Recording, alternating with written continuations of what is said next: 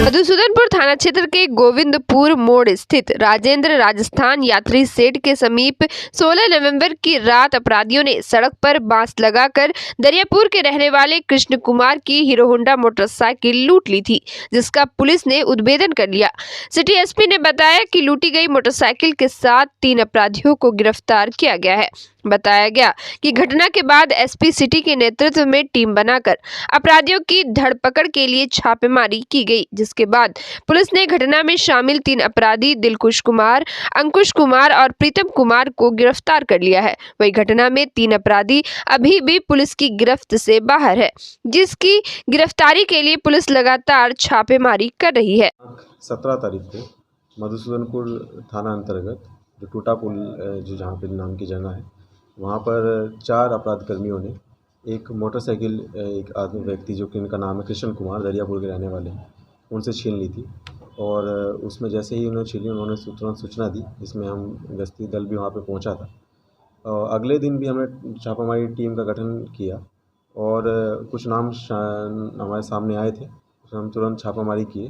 तो उसमें 3 लोग अभी गिरफ्तार हो चुके हैं और 3 अन्य लोगों का संलिप्तता इसमें सामने आई है, जिसमें से 2 लोगों ने लाइनर का काम किया था और 4 लोग कुल जो थे वो मुख्य जिनकी भूमिका रही थी।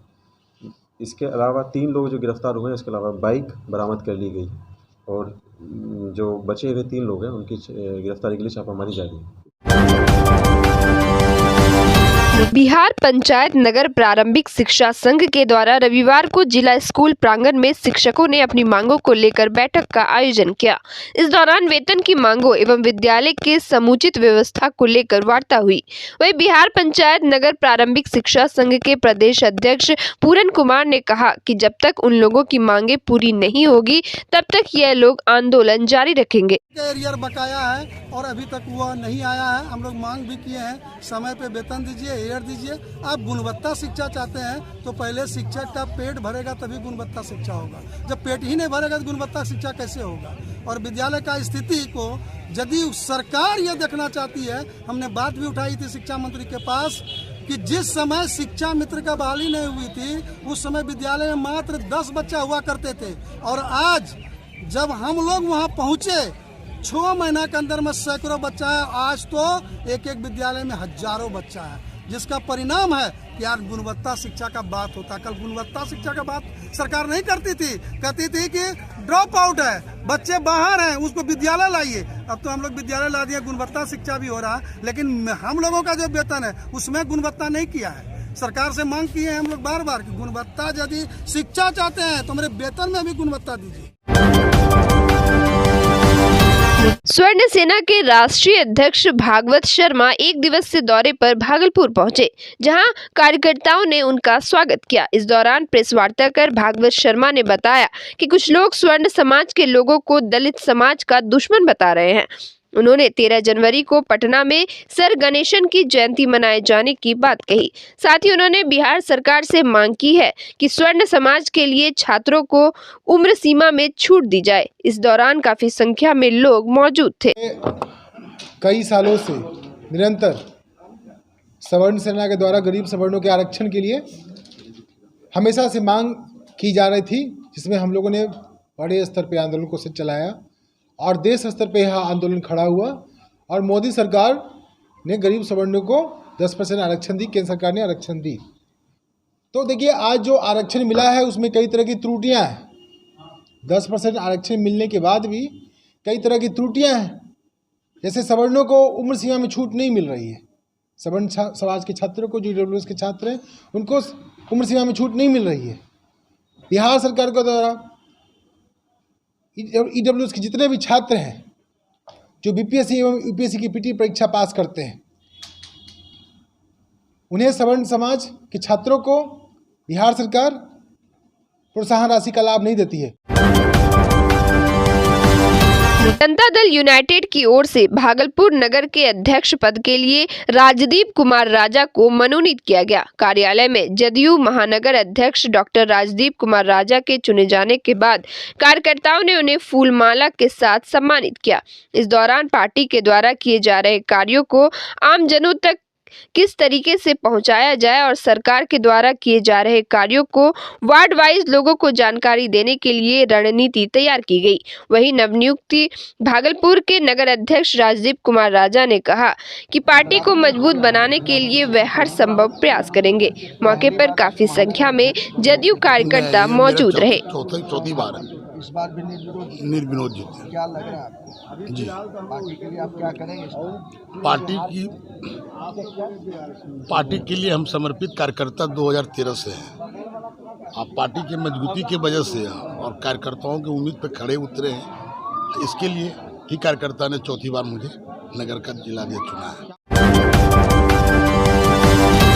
जगदीशपुर प्रखंड के खलखलिया नदी के किसानों ने चेक डैम बनाने को लेकर धरना प्रदर्शन किया। बताया गया कि जगदीशपुर प्रखंड अंतर्गत भागलपुर हंसडिया राजमार्ग पर टूटा पुल के समीप चांदन नदी की शाखा खलखलिया नदी होने के बावजूद नदी से लोगों को कोई लाभ नहीं मिल पा रहा है, जबकि इस वर्ष वर्षा के अभाव में सूखे के कारण किसानों की खरीफ की फसल खराब हो गई। वहीं नदी में चेक डैम नहीं रहने के कारण जल जमाव भी नहीं रह सका, जिसके कारण न तो खेतों में पर्याप्त नमी रही और न ही सिंचाई की समुन्नत व्यवस्था की जा सकी। लोगों ने कहा कि स्थानीय जनप्रतिनिधि के माध्यम से चेक डैम बनाना संभव नहीं है, इसलिए विधायक व मुख्यमंत्री को इस क्षेत्र की समस्याओं को समझना चाहिए। देखिए 10,000 न बोलिए, लाखों किसान बोलिए, इसलिए हमारे जो क्षेत्र में लाखों किसान जो है इन नदी से पानी का जो होता है सिंचाई, धान हो जाए, गेहूँ रोपने का काम करता है। यही धान से गेहूँ से सबका पालन पोषण चलता है। और हमारे जितने भी जनप्रतिनिधि हैं हमारे जगदीशपुर प्रखंड के सभी आए हुए हैं। हम लोग देख लें कि हम लोग के स्तर से ये काम नहीं होने जा रहा है, तो हम आग्रह करते हैं, मुख्यमंत्री जी को कहते हैं, फिर हम अपना विधायक जी को कहते हैं कि कम से कम नदी बनाने का काम किया जाए। तो पानी को निर्माण चाहिए, चेक डैम चाहिए, हाँ चेक डैम का निर्माण चाहिए। पानी चाहिए कि पानी भर के गांग में चला जाता है, इससे लाभ नहीं होता है, पटवन नहीं हो पाता है, किसान ऐसा ही रह जाता है। 4-5 बीघा जमीन, हजारों के 1000 बीघा तो 4-5 बीघा के हजारों के 1000 बीघा रहता है प्रति अधिक। आप लोगों ने कहीं और प्रशासनिक पदाधिकारी को आवेदन दिया या शिकायत? ये क्या कहते हैं, इसको विधायक ने पहुंचा था। गौरा चक्की स्थित नीमा गांव में जीवन जागृति सोसाइटी के द्वारा चलो गांव की ओर कार्यक्रम के तहत मेडिकल कैंप का आयोजन किया गया, जिसमें महिलाओं का स्वास्थ्य जांच कराया गया। साथ ही महिलाओं को कैंसर सहित अन्य बीमारियों के बारे में विस्तार पूर्वक जानकारी दी गई। वहीं शहर की प्रमुख महिला चिकित्सक डॉक्टर रोली भारती और कई महिला चिकित्सकों के द्वारा ग्रामीण महिलाओं को बीमारी से बचने के लिए सलाह दी गई। मौके पर काफी संख्या में ग्रामीण महिला उपस्थित थी। नाथनगर में गेहूं की खेती करने को लेकर किसान 4 दिनों से परेशान हैं। किसान रोजाना नाथनगर के प्रखंड कृषि कार्यालय का चक्कर लगा रहे हैं, लेकिन किसानों को गेहूं का बीज नहीं मिल रहा है, जिससे किसान आक्रोशित हैं। वही गोसाईदासपुर के किसान सुभाष यादव ने बताया कि पिछले 4 दिनों से वे कृषि कार्यालय बीज लाने जा रहे हैं, लेकिन कार्यालय में गेहूं का बीज नहीं दिया जा रहा है, जबकि अधिकारी कह रहे हैं कि सरसों का बीज लेने पर ही गेहूं का बीज मिलेगा। इसको लेकर दिलदारपुर बिंद टोली के किसान संतोष महतो ने बताया कि बैरिया में उन लोगों के खेत का नमी सूख रहा है, जिसको लेकर वे लोग गेहूं का बीज लेने के लिए लगातार प्रखंड कृषि के कार्यालय आ रहे हैं। विधायक ने बलजोबरी रैचा लीजिएगा, 1200 जमा कीजिए, उसके बाद गेहूं दिया जाएगा, जो कि मेरे खेत का मन नमी खत्म होने जा रहा है। और यहाँ जो है नाटक किए हुआ है कोऑर्डिनेटर और सलाहकार और बीओ साहब मिल करके। गहूम नहीं आदै छै, नहीं अच्छा रैचा भी नहीं, कुछ अभी देल है नहीं छै, कुछ देल है नहीं छै। मधुसूदनपुर थाना क्षेत्र के करेला गांव निवासी फूलो ठाकुर ने जमीन मापी के दौरान दूसरे पक्ष पर मारपीट करने का आरोप लगाया है। वही स्थानीय थाना के द्वारा मामले में प्राथमिकी दर्ज नहीं करने पर शनिवार को मामले की शिकायत लेकर फूलो ठाकुर सिटी एसपी स्वर्ण प्रभात के पास पहुंचे। मामले में सिटी एसपी ने मधुसूदनपुर थाने को केस दर्ज करने का आदेश दिया है, जिसके बाद वादी को थाना बुलाकर केस दर्ज करने की बात कही गई। फूलो ठाकुर ने लिखित आवेदन में बताया कि शुक्रवार को सरकारी अमीन के द्वारा मापी की जा रही थी। इस दौरान दूसरे पक्ष ने फूल ठाकुर के ऊपर ईंट से हमला कर दिया। हमले के दौरान उनका सिर पर चोटें आई। फूलो ठाकुर ने बताया कि वे किसी तरह वहां से भागकर थाने पहुंचे, लेकिन पुलिस ने मामला दर्ज करने के बदले आपस में समझौता कर लेने की बात कही। कोई लड़ाई झगड़ा नहीं करेगा, नौकरी करवा लो। बड़ा बाबू क्या नाम है? महेश राव। हाँ, और वो जा करके कह करके आया, प्रशासन भी आया, प्रशासन ने भी पैसा मांग रहा था। उसके बाद पैसा कहे कि काम कराइएगा तब न सर। उसके बाद जो है मिथुन यादव आया और सबको देना शुरू, ईंट से मारा हमको तो मेरा सर फट गया। सबको डंडा हथियार से देना शुरू कर दिया। सरकारी अमीन तक को पीट दिया। पुलिस कुछ नहीं की वहाँ थी? तो पुलिस कुछ भी नहीं किया सर। पुलिस को देखते रह गया, हमको बचाया तक। थाना गए तो क्या बोला गया? थाना गया तो वहाँ कहा कि जाओ एडमिट कराओ, ब्लड बढ़ रहा था। हम वहाँ गए, हम देख लिए कि सर कि यहाँ पर हमारा कोई कार्रवाई नहीं हो रहा है। बड़ा बाबू खुद कह करके गए हैं, उससे विश्वास नहीं हुआ, तो इसलिए एसपी साहब के पास हम गुहार लगवाने आए।